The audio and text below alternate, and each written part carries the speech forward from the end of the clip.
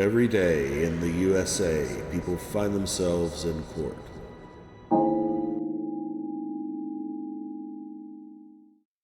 Are you all ready on Jalen Ross? Yes, Your Honor. Yes. Court is calling 2025 CR 004086 off the record for a moment. And Norma, Mr. Hayek is not here. Mac is here. Could you let Mac know which client that is? All right, we're back on the record. Could I have parties announced for the state? Defense? Anita Perez for the defense. I'm sorry, what? Okay. All right, and the court is also calling 2025 CR 003533. And you're Mr. Ross? Okay. Counsel, each of the cause numbers, did you receive all discovery and review it with your client? Yes, Judge. Court will find that the state is in compliance with discovery. Mr. Ross, in each cause number, did you review the application for deferred adjudication with your attorney? Did you understand it and sign it? Yes, I did. And each cause number, did you review the true bill of indictment with your attorney? Did you understand it? Counsel, do you waive the reading of the indictment? Yes, Judge. State, are you proceeding on the indictment as presented in the cause number ending in 33? And are you proceeding on the indictment as presented in the cause number ending in 86? Yes, Your Honor. Mr. Ross, in each cause number, did you review the court admonishments with your attorney? Did you understand it and sign it in all the appropriate places? Yes, sir.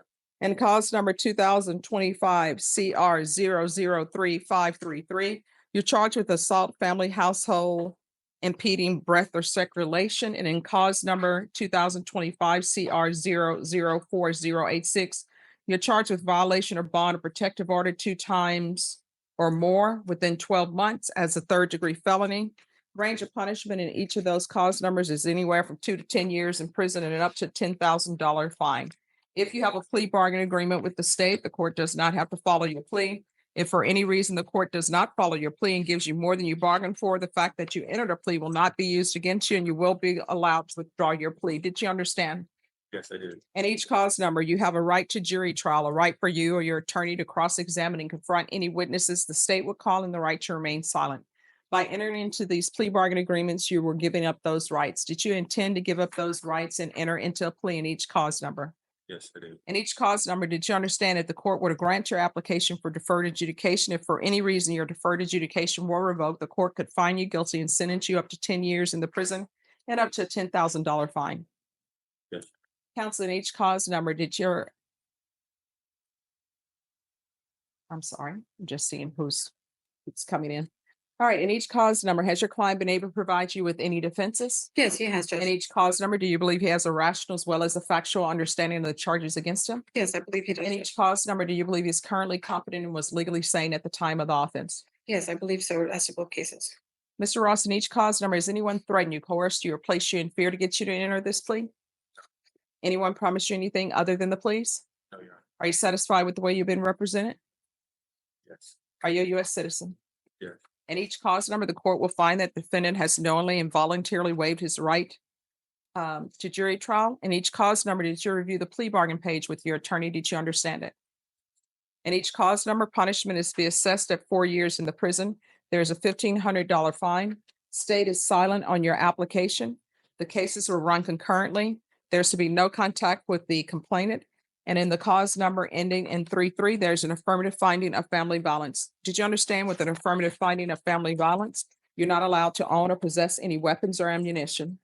Yes. Did you understand with an affirmative finding of family violence, you're not allowed to be designated as primary custodial parent? Yes. Did you understand that to be the plea? Defense, is that the plea? Yes, that's my State. understanding. Is that the plea? It is, Your Honor. In each cause number, did you review the waiver of appeal paragraph with your attorney? Did you understand it? Did you sign it in both places? Yes. Did you understand by signing that you're waiving your right to appeal? The only items that can be appealed are written pretrial motions that have been filed, heard, and ruled upon by the court. Did you understand? Yes, I did. Counsel, are there any such motions? No, Judge. Then in cause number 2025 CR 003533, how do you plead? Guilty, not guilty, or no contest? No contest. And in cause number 2025 CR 004086, how do you plead? Guilty, not guilty, or no contest? No contest. State any evidence. with regard to both cases, state offers in the evidence they consider upon the intent. Any No, objections? no objection, Judge. In each cause number, did you review the waiver and consent to stipulation of testimony with your attorneys? Did you understand it? Did you sign it in all the appropriate places? Sure. Again, did you understand you have a right to jury trial, a right for you or your attorney to cross-examine and confront any witnesses the state will call in the right to remain silent? Yes, ma'am. Did you understand that today the state will be presenting evidence in the form of witnesses' statements and police reports? But most importantly, there will be no live testimony. Did you understand? Yes. Court will find that defendant has knowingly and voluntarily waived and consented to stipulation of testimony and stipulations. Court will accept into evidence states exhibits 1 and attachments, and the court will review the same.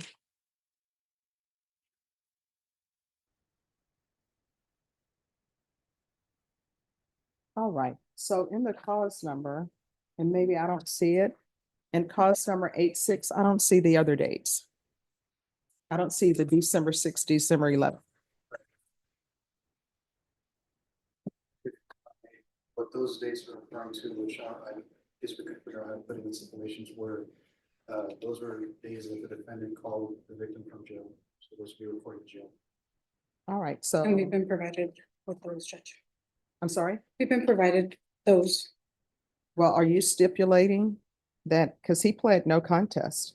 Is there a stipulation that he made phone calls to the complainant from the jail on December 6, 2024, and December 11, 2024? And December 15, 2024, December 20th, 2024, and January 25th, 2025? We're The last date was not, that was the part of the report attachments where he had allegedly had contacted her through social media after the alleged incident. All right. So as far as that, Judge, we're pleading no contest.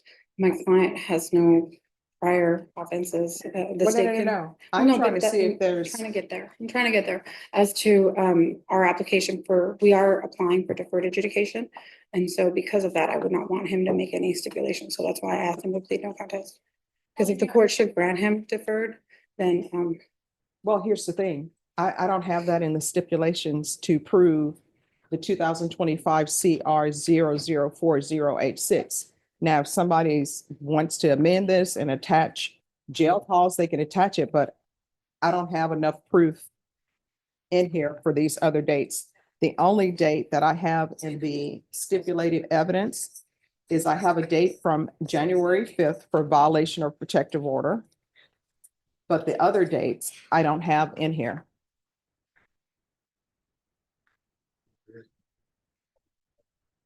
Sure. So if y'all want to step back, you can, but in cause number 2025 CR 03533, the court is finding that there's sufficient evidence to find you guilty. The court will defer finding of guilt.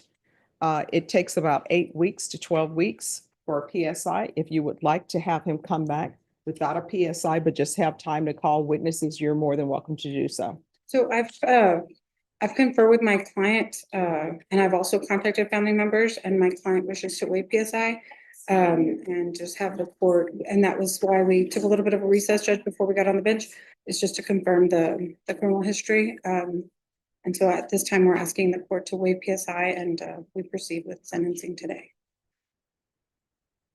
All right, and counsel, where are you saying this? Can you repeat this- the dates, Judge? The dates that That they're in question? the dates that are in question for the court are. I have a December 3rd. I have a December 5th date. So December 5th and count 1, that's paragraph 1. So I'm looking for the December 6th date. I don't see the December 6th date in here. And then there's a December 11th date. I don't see the December 11th date in here. Okay, so where's the, You can download it and put it on the disk to have as part of the stipulation. If you do, Well, December 2nd was the date of office. I was just trying to confirm that, Judge. well, so here's the thing. If he's not going to stipulate that what's in the indictment, the dates, then we can't proceed. I can't proceed on those dates. And if there's no additional information that's given to the court, then the court is going to find him not guilty of this because, And Your Honor, if I may ask Jones for record, all that's required for the statute is 2 offenses within a 12-year period. The first offense is going to be, December 5th, which is listed in the report, and then the second offense would be the January 25th date, which is in the report. So that would be 2 violations within a 12-month period, and we can scratch or amend the. all right, so y'all want to admit, all right. So we're back on the record. Well, I don't even see the January 25th date in here. It says January 23rd, yes. Well, that's they have it listed as report time. I don't know if that's the report time when they made the police report or the report time for this offense. Wait, just one moment. Let me see. All right, you're correct. So that on or about date time is the time when they filed the report, but also the time when she's saying it happened. So the court will find there's sufficient evidence to find you guilty in 2025 CR 0040086. The court will defer finding of guilt as you apply for deferred adjudication. And you're saying that you wish to waive PSI? That's correct. All That's right, what do you wish to say on behalf of your client? Your Honor, my client, he's 27 years old. He is not native to Texas. He's from Indianapolis, Indiana. I'm sorry. Chicago, Illinois. I apologize, but he, as mentioned before, he's 27 years old. The victim and him are obviously very familiar. They've been together since they were children. So I think since they were like 16 years old, is that right? 16? 15. Since they were All right, does he 15. want to testify? No, Judge, let me just finish. I'm so sorry. All right, so you can't get information from him, then turn back to the court to give whatever information he's given you if he's not going to testify. Okay, I'll just All right. proceed. I'm sorry, Judge. No problem. And they do have 3 children together. And obviously they've had a myriad of things happen, I guess, in their lives, and they have both matured and progressed. And my client wishes to accept responsibility. He understands that the only way he's going to see his children, because that was another thing that we talked about, was that there will be a no contact order.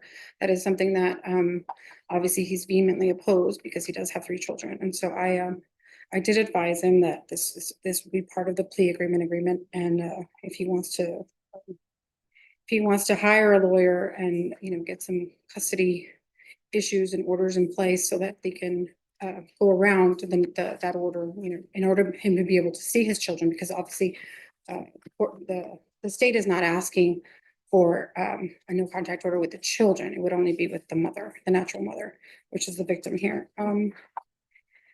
I have spoken to his father. I am not sure if yesterday he was on the Zoom and standby, and I mentioned him that he would at the same time today, and I don't know if he's in the waiting room or not, but notwithstanding, my client does want to go forward. His father obviously speaks very highly of him. Unfortunately, he did get arrested in February 27th, which is when he got booked for the last time. So he's been obviously in custody for almost going 3 months now. He's got health issues at the jail, Your Honor. He's got psoriasis. He lost about 110 pounds in those 3 months. So he's had some kind of health limitations. And so a lot of that is going into why we have this agreement. Obviously, I've explained to him multiple times, that we could ask for a jury trial from the court. But given the history with these people, that obviously he wants to accept responsibility, and he's wanting to do that today, Judge.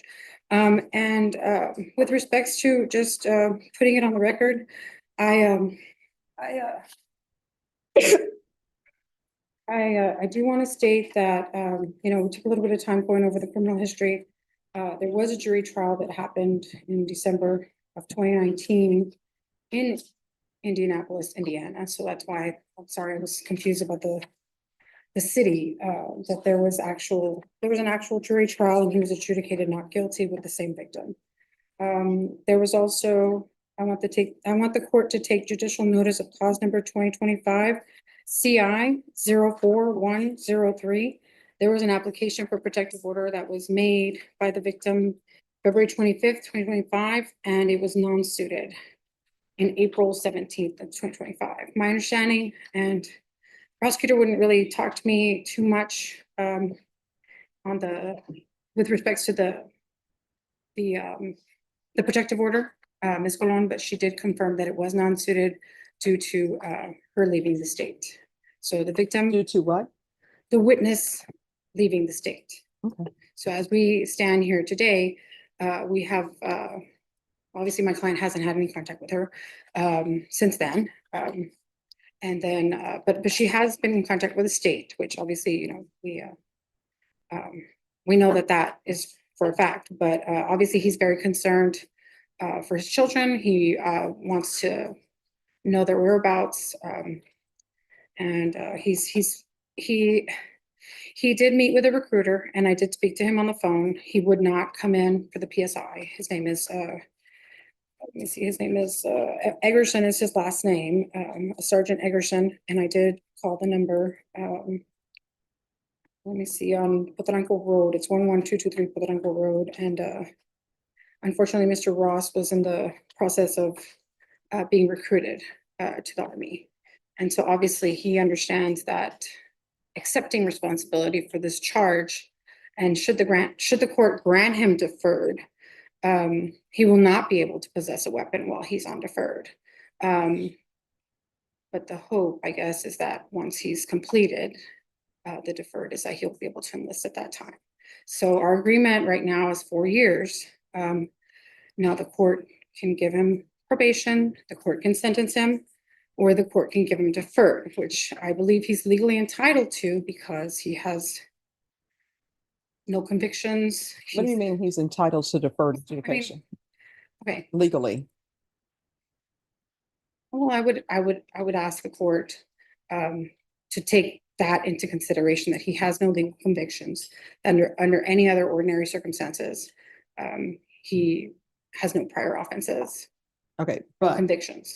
And so But if you're because he's a saying he's- first-time offender, all right, but if you're saying he's legally entitled to deferred adjudication on this I case? have no statute. All right, If the court, I have no statute, but I'm just saying as a matter of principle, as a matter of, mercy on my client, the court, I should hope, at least, because again, he's also been in contact with, being recruited, that he would be granted deferred adjudication.